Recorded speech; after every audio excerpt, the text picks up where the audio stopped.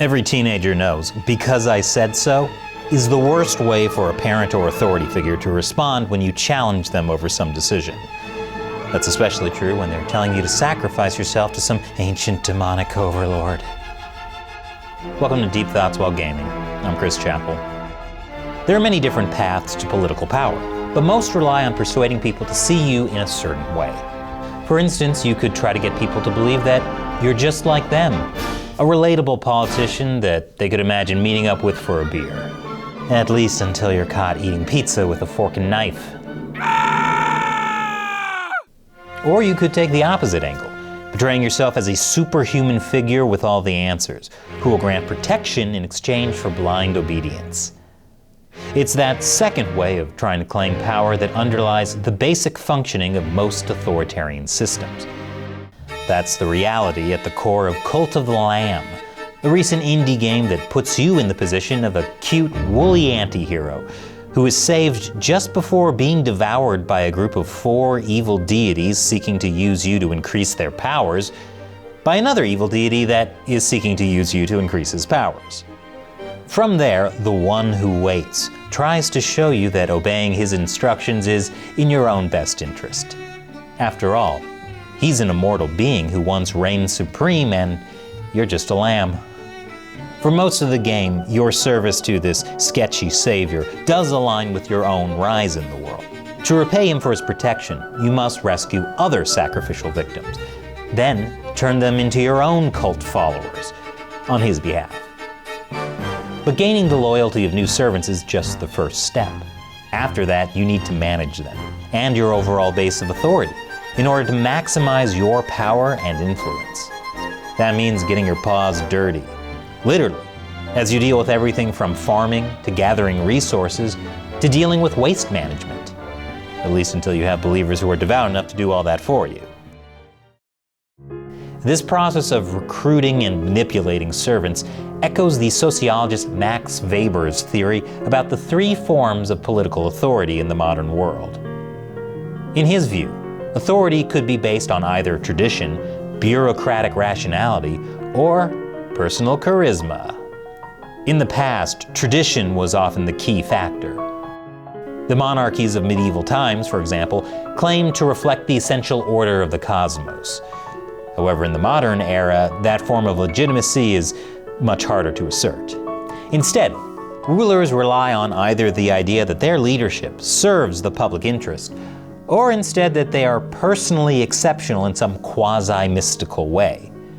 As early as the 1910s, Weber worried that this type of charismatic authority would become ever more important as tradition and rationality were pushed aside. That proved to be pretty prophetic for a German scholar that died shortly after World War I. In many places, a new breed of authoritarian leaders built up personality cults between the 1920s and 1930s. The best remembered today are, of course, Hitler in Germany, Mussolini in Italy, and Stalin in the Soviet Union. After World War II, the far-right fascist version of authoritarianism was mostly cast aside. But the Soviet version, with a communist party dominated by an all-powerful central leader, began to spread. This was the pattern for a host of communist regimes, like East Germany, Cuba, Yugoslavia, Romania, North Korea, and China, among others. Just like in Stalin's Russia, would-be dictators in these countries set themselves up as all-knowing, all-powerful figures with a unique ability to understand the essence of mystical Marxist teachings to guide and instruct their mere human subjects. In other words, they acted a lot like cult leaders, demanding blind loyalty and violently purging rivals who sought the same position for themselves. And all they really gave people in return was some basic infrastructure, like plumbing and body pits. Lots of body pits. When Mao Zedong took personal control of the Chinese Communist Party, he used a whole set of lamb-worthy approaches. While the party was holed up in a wartime base in Yan'an in northwest China, Mao forced its members to study his thought, conduct confessions and self-criticism to show their loyalty, and denounce those who failed to fall in line. When they emerged from hiding in 1945, the party had turned itself into an organization fully dominated by one core leader. Later on, in another echo of Cult of the Lamb's demonic politics, when Mao was eventually marginalized by other high-level leaders in his party, he responded by calling on young believers to rise up against them and restore his power.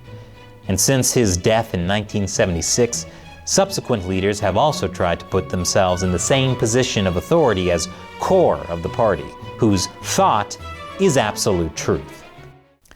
Declaring new doctrines also serves as a loyalty test.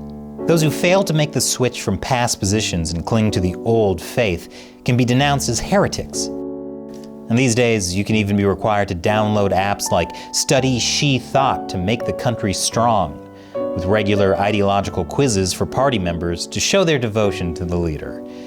Even the one who waits didn't think of that one. That's just one of the ways that communist states intervene in people's private lives and thoughts, justifying surveillance and repression as needed to maintain unity of thinking. For most Marxist regimes, individual freedoms in career and lifestyle choices were also highly restricted. When the state wanted berries, it would mobilize you to go pick berries. When it wanted stone, it would send you out to do some mining.